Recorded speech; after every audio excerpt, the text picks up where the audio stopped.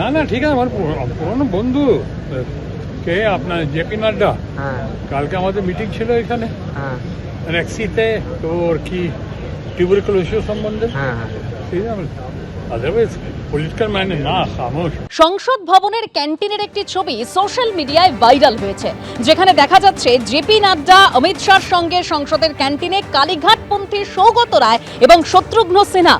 আর এই ছবি ঘিরেই জল্পনা তৈরি হয়েছে যে এবার কি বিজেপির কাছাকাছি কালীঘাট তৃণমূল।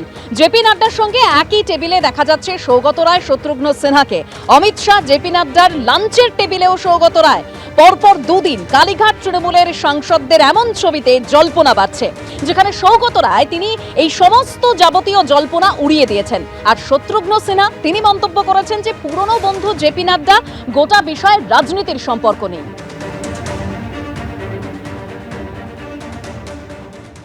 অমিত শাহের সাথে কোনো কথা ক্যান্টিনে হয়নি, জেপি নাড্ডার সাথেও কোনো আলাদা কথা হয়নি। জেপি নাড্ডা ওই একই টেবিলে ছিল যে টেবিলে অমিত শাহ বিজেপির এমপি ছিল। আমরাই আগে গিয়েছিলাম, ওরা পরে গিয়েছিল। এরকম তো নাকি আপনারা কোনো যোগাযোগ করছেন বিজেপির সঙ্গে? না না, বিজেপির লোকই আমাদের সাথে যোগাযোগ করছে।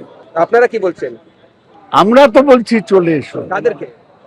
যারা বিজেপিতে গিয়েছে তাদের। আচ্ছা, এনসিপি।